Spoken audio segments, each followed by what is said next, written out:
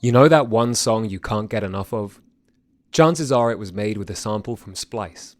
Explore top packs made by your favorite producers, sketch out song ideas in seconds with Create Mode, and dive into a sample catalog that's so deep, it's dangerous.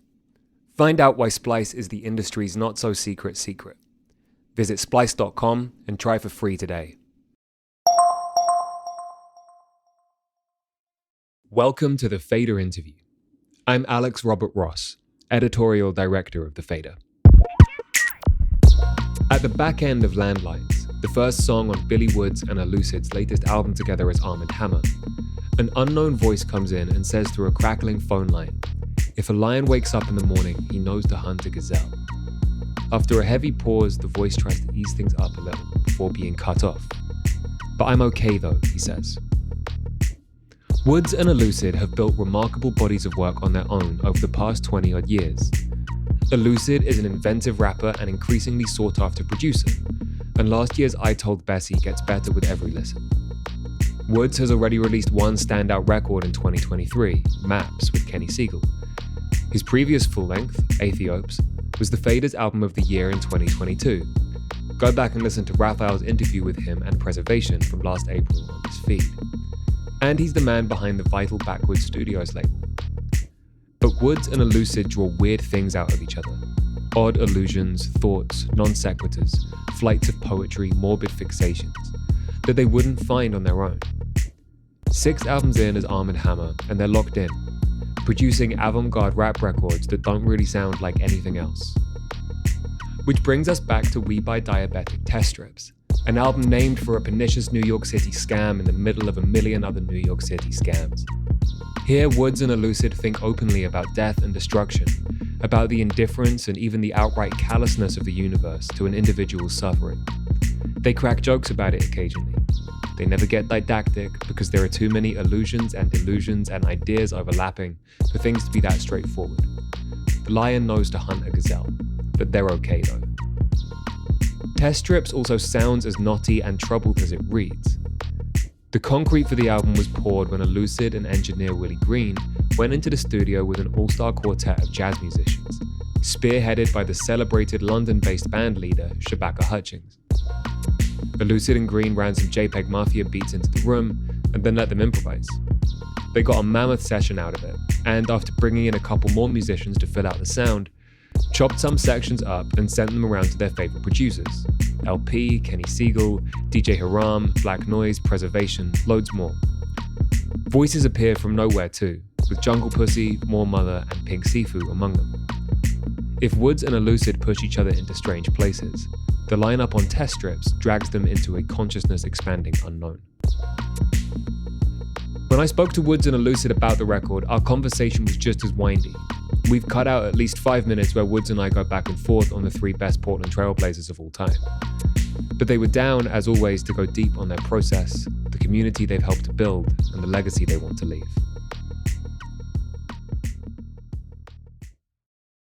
I want to start where you guys began with this record. So you began with a bunch of JPEG Mafia beats. Why did you want his beats to form the scaffolding of this project? I've always wanted to do long form project with JPEG. We had a song we did maybe 5 or 6 years ago, but I always knew that there was like a long term, full fleshed out type project waiting. So I was like, no better time than now. We were in communication, heard some things, reacted to some things. And yeah, we got a great start on this record with those. What did you tell Shabaka Hutchings about the project when you first spoke to him? Did you have a plan for that first session laid out already, or were you just exploring? I think I was the person who reached out to him first, and we knew the outline of what we were trying to do. And so it was more so, hey, do you think this is cool and something you could be a part of? And when? And then once his participation was secured, Elucid and Willie Green found the other musicians and put everything together and oversaw it. What was it that you were saying to him? Because it's kind of, as far as I can tell, you're basically putting 4 great musicians into a room and just letting them figure it out. What were the parameters that you gave him? There were none. It was completely exploratory. These people had never met each other. They had never heard this music before. So we all get into the room and we're just listening to music. Then they just start to set up and they kind of play along to the song and kind of splinters off in a different direction and things stop and start and stop and start. And there's not like a lot of verbal communication, but they're just being musicians, doing what good musicians do and listening to each other. And things start happening, grooves start deepening. We capture something in those few hours of sessions. Really no direction. Maybe something for the drummer, which it didn't really matter in the end because it wasn't anything that we've kept. I had an idea for the drummer to play like some blast beats, which are like really quick, really intense, fast sort of style of drumming, using a lot of like hardcore type things. And it didn't really matter because it didn't flesh out in the end, But just like definitely explaining ideas of like, I wanted to create tension. I wanted to play with like their dynamics and going from loud to soft to loud again. But that's it, pretty basic. Was there a moment when you realized that it was coming together, when it just sort of snapped into place? You know it immediately. You know it immediately when something starts to gel. It's usually like the drummer and the bassist. There's a lockstep right there. Shabaka will come on top. The Max would come through with the melody. Yeah, it's once it happens, everyone in the room knows what's happening. Me and Willie Green, we're on the opposite end. We're in the control room, and we're just kind of like, the moment that happens, we just look at each other. We don't say just look at it. We know this is it. They weren't playing continuously. They stopped 5 and 6 times, and this individual, 7 or 8, maybe even more takes. But we caught enough of those moments where they totally locked in together, where we were able to like take that and use that to produce this record.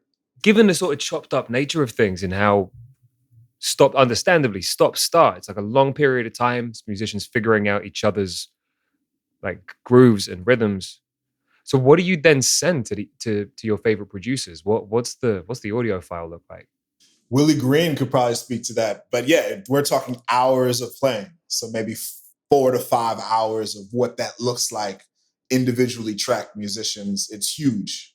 Although it was being chopped up into digestible pieces distributed to different people. It wasn't like everybody got 4 hours of music. We narrowed it down to, I don't know the number right now offhand, but we narrowed it down to a number of, these are the moments. And then just like, well, I think Seb Bash would sound great with this. Maybe DJ Haran would sound cool with this. Preservation might sound cool with this, Sure. I mean, I'm assuming that you got the beats before you started writing the lyrics. Well, not all of the beats. By the time that the jam session, if we're going to call it that, is happening, we had already probably made 3 or so songs unrelated to that. So did you know sort of roughly the direction that you wanted to go in lyrically with the record, to the extent that there's like one cohesive idea? I can't say as a collective that we had that conversation. And it was definitely a record where we kind of let things come in and show themselves as we were working. For myself personally, I had things I wanted to try and do, which in a very more pre-thought out way, some of which ended up happening, others didn't. But I had directions I wanted to go and things I wanted to do. But part of that was also I had come off of doing a bunch of very different solo records and just always looking to mine new territory. So in my personal head, I had things that I wanted to, approaches I wanted to try and take. But other than that, no, I think the concepts and the feel of the album, especially in this case, really came from just working on it and seeing what came about. Those sessions sort of inform that then, right? That the sound that Shabaka Hutchings and the band create and that the producers then give back to you, that sort of informs the lyrical content. I think that's that could be true. I think in a record like Total Recall, that Kenny Siegel produced, it's such a vibe that's created. Like in my head, when I heard the beat that Kenny sent, it immediately just gave me this sort of mood. And that informed like where we were going with the lyrics. So I think that happens on this record. But yeah, on most Armand Hammer records, or for my solo things, I love to let the music speak to me first, and then I can counteract that. Oh, well, on an individual song level, the different beats played a huge, you looked at a song like Block Call, Niggardly, whatever you want to call it. That vibe is conjured completely by the beat. Total Recall, again, kind of just led a certain way. So I do think the fact that that session did definitely play into the mood that came about in parts of the album. Body one price, but thrice the charm. It's electric. Everybody wanna be naked and famous. Tricky said it, I'm like, go ahead. I was drowsy when the credits scroll.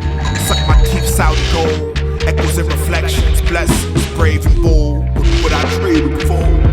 Exit door at the club from nowhere, way out of nowhere. Earth getting warmer, we going the other. I can't do much but eat my colors. Say what I say and really mean it. We already in between, it was written.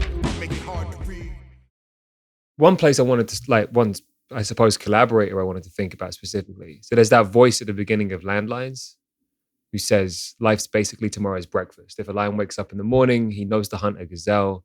Then he takes that long pause and says, "Rokedo." What did that phrase say to you? Like, I feel like when I got this phone call, I was in Portugal, and just sort of delving into the ideas of communication and networks. And I like the way the sort of disembodied voices and truncated conversations float in and out of this record. And so that was something I was trying to build. Did you look into the origin of that phrase about lions and gazelles? No. Nobody really knows its origins, but the earliest example that anybody can find of it is from a piece in The Economist in 1985. It is from a securities analyst who says, every morning in Africa, a gazelle wakes up, it knows it must run faster than the fastest lion or it will be killed. Every morning a lion wakes up, it knows it must outrun the slowest gazelle or it will starve to death. It doesn't matter whether you're a lion or a gazelle, when the sun comes up, you'd better be running. And he just said this to a room full of stockbrokers and bankers. And the quote from The Economist says, stockbrokers and bankers at a recent London conference on financial technology laughed appreciatively at this from Dr. Dan Montano, an equities dealer. They chuckled perhaps a touch indulgently at predictable American excess, which felt very relevant to this record.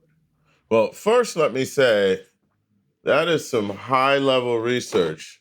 So first, I tip my hat because I did not expect to be out-researched on my own idea here. The person who I was talking to was born in the U.S. but grew up in but has an African family members and is living in Africa. It could be a proverb or something like that. I'm not from the same part of Africa that they are, so I'm not familiar. But that is great context.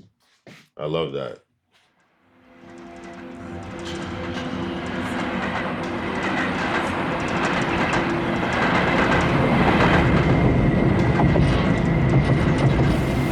You heard me? Nice. Yeah. Life is just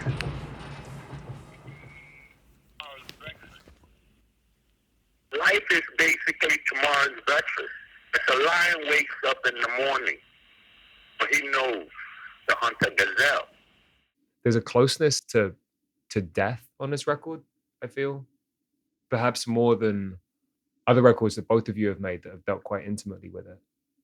I actually want to go into that a bit because, Woods, you've spoken before about how death has sort of permeated your work. Like, there was a conversation you had with Mike Eagle a while back where you said you'd sort of been surrounded by it growing up. Yeah, I would say, although it's figured into both of our works and into Armand Hammer's work, it is more of a fixture of my work. Yeah, of course. And well, I mean, Elucid, it's obviously, your last solo LP dealt very intimately with loss. I suppose just from a different angle, Yeah, it definitely speaks there, personally, but also politically. Like I grew up in 80s New York City where there's like certain sects of folks that believe, Black people were on the extinction list. You know what I'm saying? Like this idea of death, of like this sort of systematic domination that's going to wipe us all out was very real. Personally and politically, it's always kind of there, just floating.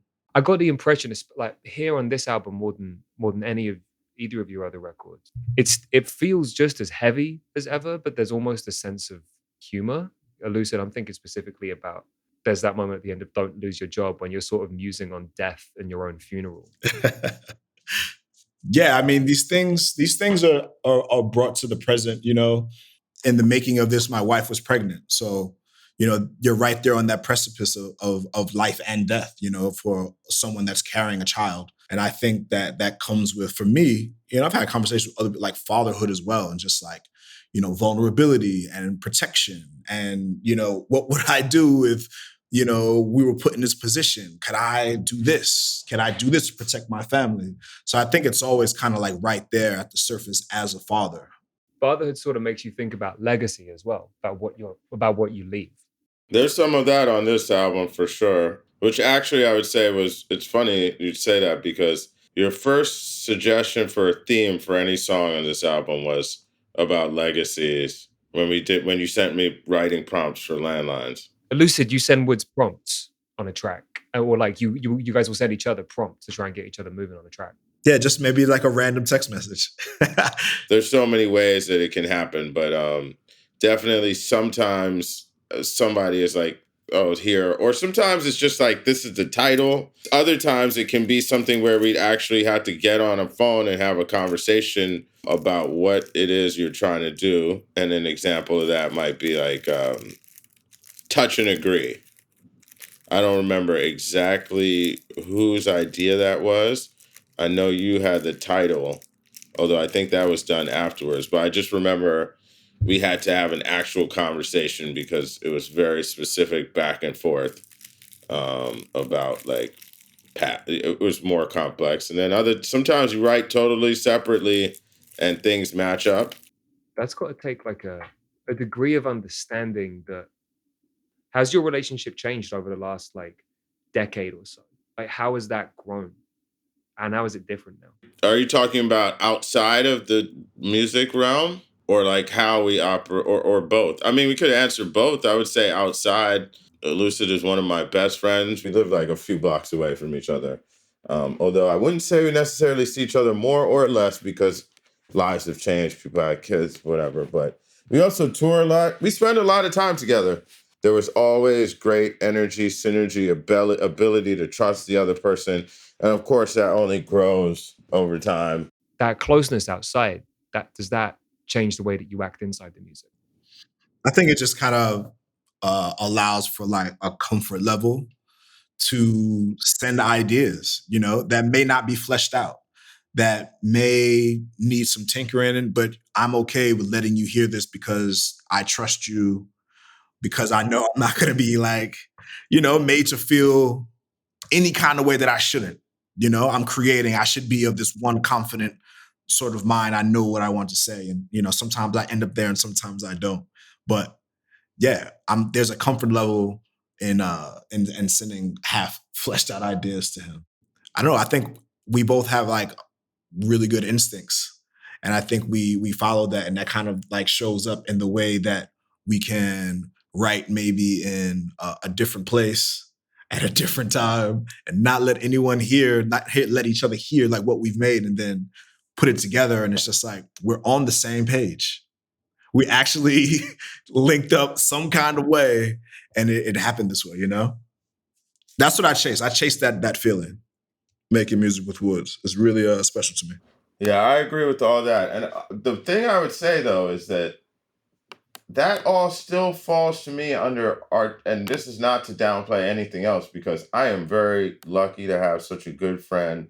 I also can create, we're just lucky to have such a good friend to begin with, genuinely enjoy everything about jazz. And it's obviously good when you have to tour and work with people. If you actually really get along with them, and that's, you know, not something, it's a benefit to the process instead of being something you have to work around, you know?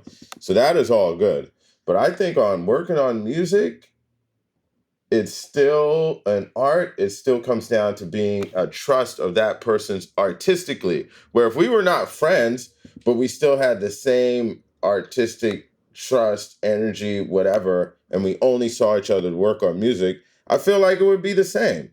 Of course, it's enhanced and better in a wide scope, but in terms of what ends up being created, there are things that sometimes come of being friends and being able to be like, you know what, that thing that happened, you should use that here. That does come into play.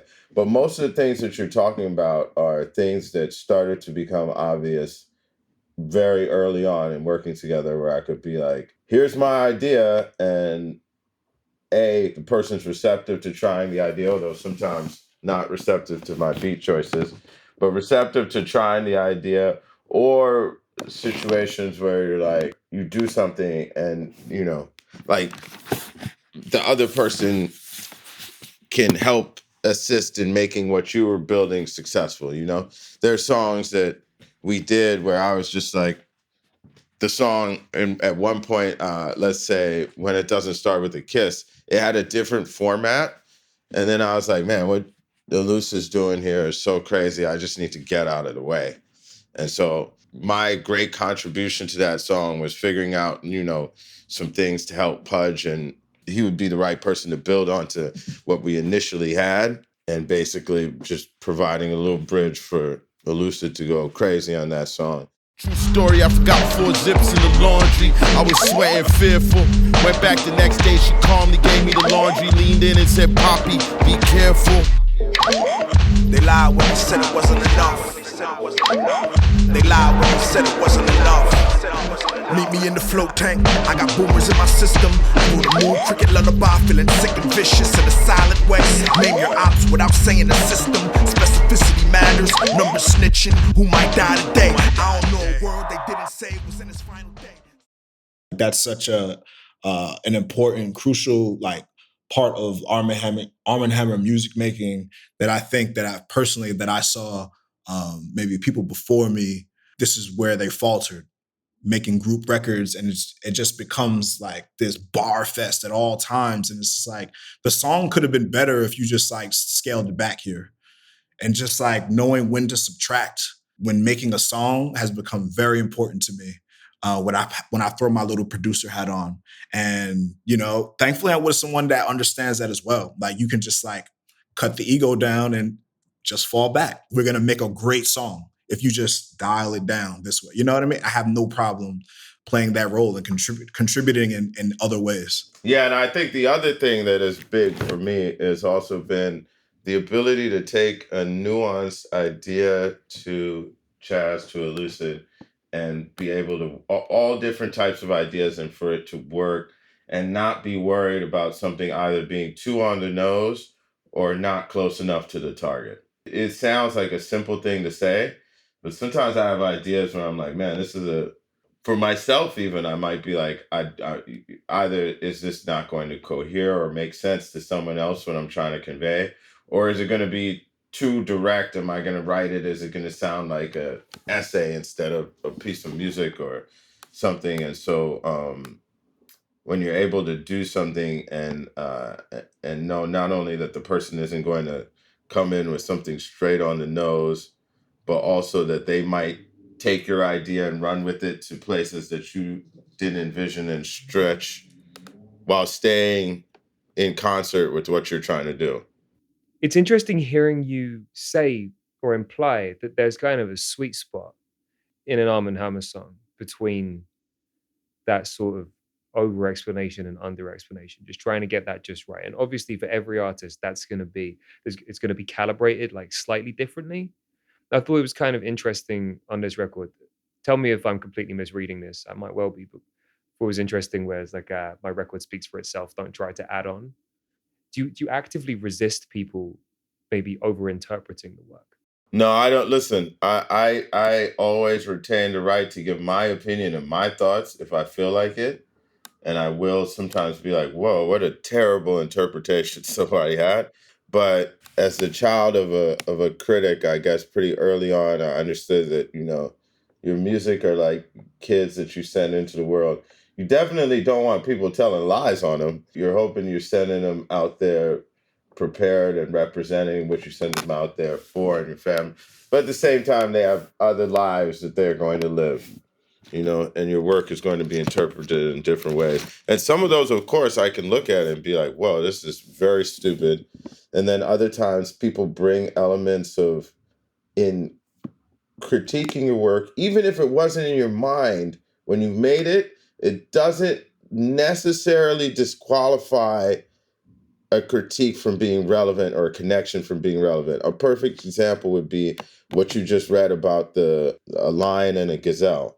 I don't know for sure if that's what he was talking about or the reference he was making, but the fact that you brought that in, create that angle perspective to look at it is interesting. Even though I am the creator, I am able to see a wider piece of what I played a part in making, because there's a perfect example of where I put something together without necessarily fully understanding every aspect to it myself. Because I didn't ask him where he got that phrase. I just assumed it was him being him. I don't know if you know African people, they say things that sound like proverbs all the time in English. So I just didn't even really think about it on that level. But then what you said, it is very relevant. I wanted to talk about Backwards and what you guys have created. You were talking there about how you have an understanding of each other. Woods, you were saying that even if you and Elucid weren't like really close outside of the music, you still have an understanding just as artists, as people who knew each other's work. That kind of mirrors some stuff that you said about Backwards in the past, where it's like there might be people whose work you really love or who you think can really rap, and then you get into a studio with them and it doesn't work like that. You don't want to do business with them, or there's like a lot of criteria that you have to fill for this to really make sense on like an artistic level and a musical level. And then you look at the track list for this, you've got 10 producers on this record. And then we hear Jungle Pussy, More Mother, Pink Seafood, Cavalier, Kylie Castro, Piers Jordan from Soul Glow. Like the community that you've built around Armand Hammer, the community you've built around Backwards more broadly is increasingly vast. And you've got like JPEG Mafia, LP, Kenny Siegel, like big names. Do you enjoy throwing the doors open like this? Is it like an integral part of the ethos now? I think every project has its own logic. You know what I mean? Yeah, I think in this record, the expansiveness or the spacious feeling of like the album, I just want to like, I don't know. We're dealing with like thinking about resources, right? And I'm thinking about resources in a different way with this new situation with Fat Possum, and just like really trying to luxuriate in that, and really just like, yo, I'm doing this thing, and it felt like it could be grand. And in the end, I did what I wanted to do. I think we did what we accomplished what we set out to do. And what people think of it is what they think of it. But listening back, I feel like we did that and weren't very overindulgent, which is, I guess, the trappings, a trapping of like really going in with this sort of grand vision. I like to think every album that we've done is unique, but certainly none more so than this one.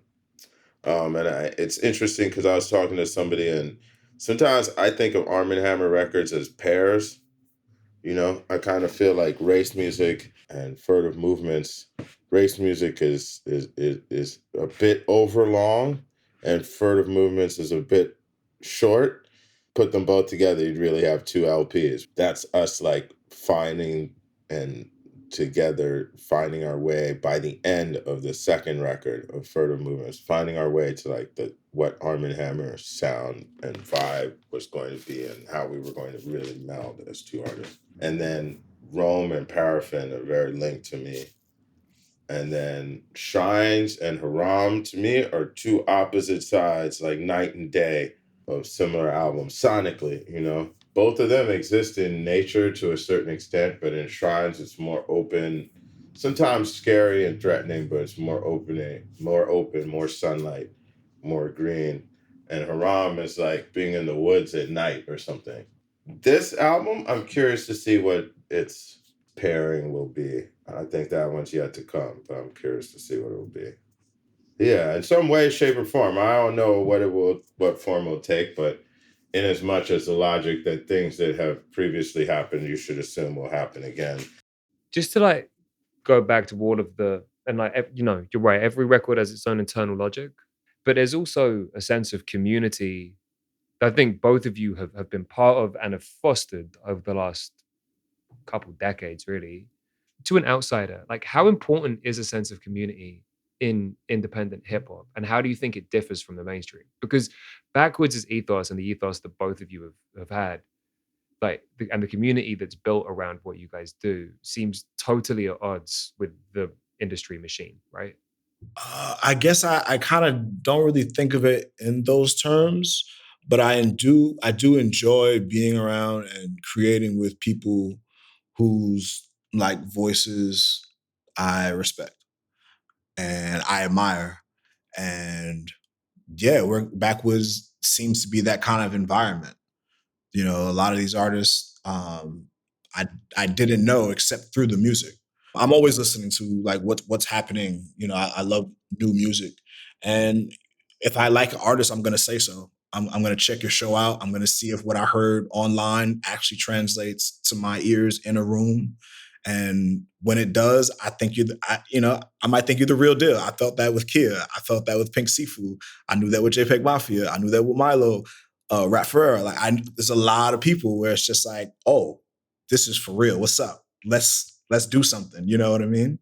So yeah, it is building. You know, it's interesting I haven't really even thought about that in terms of like building a community. But I think that's really important. I think it's really important to establish a group of people around. I mean, not just myself, ourselves, just build up a squad that's like, of a like mind, pulling from the same place. Because I feel like maybe like early 2000s in New York City, what I thought of was a scene, and at the time I'm a teenager. I'm barely had my feet wet any sort of scene, but I'm beginning to like explore and try to find my place in a scene. And I felt like it might have been falling apart. There was like a split. And I feel like as an MC, as a rapper here in New York City, I kind of came up in this sort of like rap dark ages. And there's a lot that happened and a lot that died, a lot that dissolved. And I felt like the type of music that I was doing, the sounds that I was into, I kind of felt like an outlier, even among a group of people that I had found to do music with. I still felt like an outsider. So it's kind of cool to see this type of vibe and style and outlook on music and life be, maybe more centered, I guess. I think Woods is and was an outlier. What is that? A bunch of outliers together. What does that equal to, But yeah, that's tight. That's tight. That's a tight idea to me. Woods, I was listening to an interview you did with the Call Out Culture podcast a couple years back. What you were saying was actually really similar to what Elusive was just saying there. Because you were saying that like one of the reasons that you started Backwards and you started releasing your music there was that like if you said if it was going to be unorthodox, the music needed to be unorthodox in a way that my music wasn't. So like you had all these unorthodox artists, but what they were making was unorthodox, like not in the right way. Their style was different, and like what you were doing didn't really fit. No, it didn't really fit, And I feel like my initial entry points is a little earlier of a situation and Lucid. So like the underground it felt alive and thriving, but it was very, at the same time, there was a lot of orthodoxy. And I mean, I wasn't as good either, but there was a lot of orthodoxy where there wasn't a lot of interest or room for what I was doing, at least without, I was lucky to have some affiliation to Vort Omega that even I think helped me get a modicum of attention at the very beginning, but very little. But I was lucky to have that because I think like if something was political, most people needed it to come in the form of something like Immortal Techniques album. At that time, when I was like dropping off my first record, Camouflage, I remember the woman at Fat Beats being like, she's like, I checked it out and it's like, it's not bad or terrible, but like, this is what you need to aim for. And I actually she was so hyped about it. I bought it and took it home and I was like, not like it was a a bad record or something that had made a significant impact at the time. But I also recognized that wasn't the record I was going to make. Elusive, was there a similar feeling for you a little later coming in? In a way, I think that I maybe my style kind of like maybe my choice in production definitely threw people off for a while as I like grew older, into like manhood, understanding who I am as a man. Like I wasn't gonna say certain things on a record, which may have been an easy, way to look cool to somebody who doesn't know me as a person, or like supporting a particular ideal or politic that I might think is self-destructive or destructive in general. Like I wasn't going to do these things. And, maybe you lose people that way. I think also maybe in terms of ways that I may have like structured songs. It's not what people are used to. It's not a banger. I kind of like everyone wanted to make a banger. I don't have club ready beats. Like I wasn't interested in being on radio. I just, it was just a feeling that I was chasing inside myself, and I just had to touch it. You know what I mean? And just like at a certain point, just really blocking off like whatever's happening, because this what had made me felt better, than whatever else I was receiving out in the world. The negative feedback or so. I mean, there were some people that dug what I did. There's no doubt about it, but it became a very insular sort of like practice. Also, shout out to all of the people who really have been there since day one, both for me and for Lucid. Like you really like Small Pro was like, this is the best rapper about Lucid. And Small Pro has been a long time just homie and supporter. The beginning. Yeah, from the beginning, absolutely. And we're going on tour, and one of the first places we're stopping on the tour is with my boy Jeff. And I'm like, this guy bought my CD when it was on CD Baby. And I met him in the city to sell him his Slim Case CD that I had made the copies of the artwork myself at Kinko's in Astor Place. It's big ass Kinko's. And it's crazy, like, that after all this time, I mean, we're very good friends now, but like, you're like, yeah, nobody was feeling it, but a few people were. Anyway, don't want to keep you guys any longer. Thanks for everything. Great questions. Absolutely. Thanks, Alex, man. That was kind of cool to talk to you today. That was Billy Woods and Elucid in conversation with The Fader. Armand Hammer's new album, We Buy Diabetic Test Strips, is out now via Backward Studios and Fat Possum. The Fader interview is engineered by Tony Giambroni. The executive producer is Alex Robert Ross, and the associate producer is Raphael Helfand. We'd like to thank Loughton Audio for providing our microphones. You can find them online at lautenaudio.com. And we'd like to thank James Ivey for providing our intro music. If you enjoyed today's episode, we'd appreciate if you left a 5-star rating and review. And keep an eye on thefader.com for essential music news, interviews, and essays. We'll be back soon with another episode of The Fader Interview. Goodbye until then.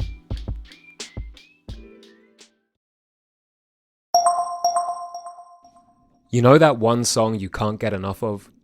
Chances are it was made with a sample from Splice.